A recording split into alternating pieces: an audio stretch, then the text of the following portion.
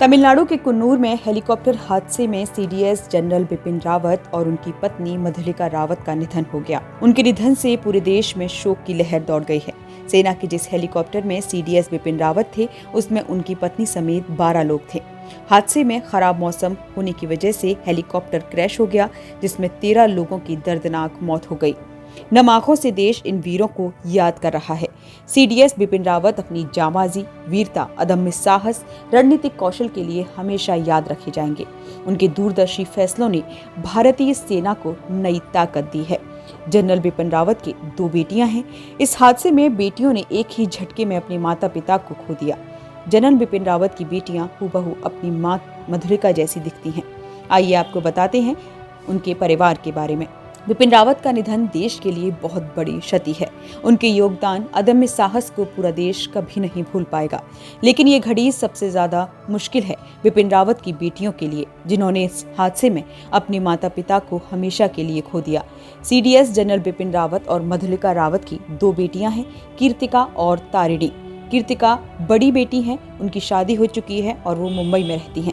तारिणी छोटी बेटी हैं और वो दिल्ली में रहकर हाई कोर्ट में प्रैक्टिस कर रही हैं। बिपिन रावत और उनकी पत्नी मधुलिका का पार्थिव शरीर गुरुवार को सैन्य विमान से दिल्ली लाया जाएगा। शुक्रवार को पति पत्नी के शवों को उनके घर लाया जाएगा और सुबह 11 बजे से दोपहर 2 बजे तक लोगों के अंतिम दर्शन के लिए रखा जाएगा।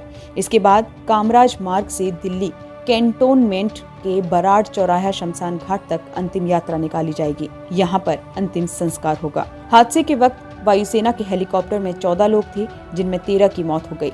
इनमें सीडीएस जनरल बिपिन रावत, उनकी पत्नी Madhulika Rawat, brigadier LS Lidder, lieutenant colonel Harjinder Singh, NK Gurusewak Singh, wing commander PS Chauhan, NK Jitendra Kumar, JWO Pradeep, JWO Das, squadron leader K Singh, L Naik Vivek Kumar, L Naik B Sai Teja, group captain Varun Singh और हवलदार सतपाल शामिल थे।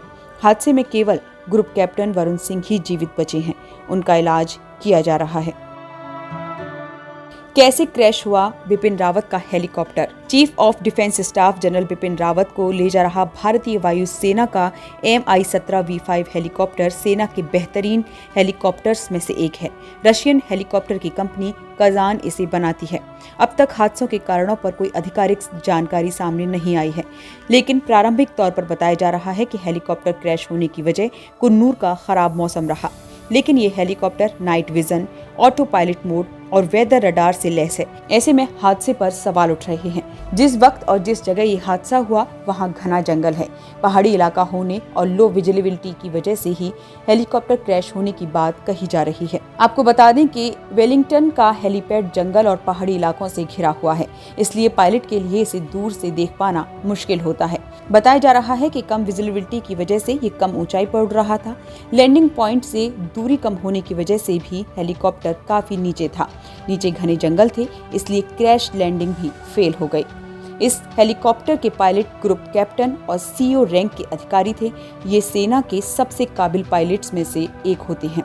हेलीकॉप्टर 2 इंजन वाला था। ऐसे में अगर एक इंजन फेल हो जाता तो भी बाकी बचे दूसरे इंजन से लैंडिंग की जा सकती थी।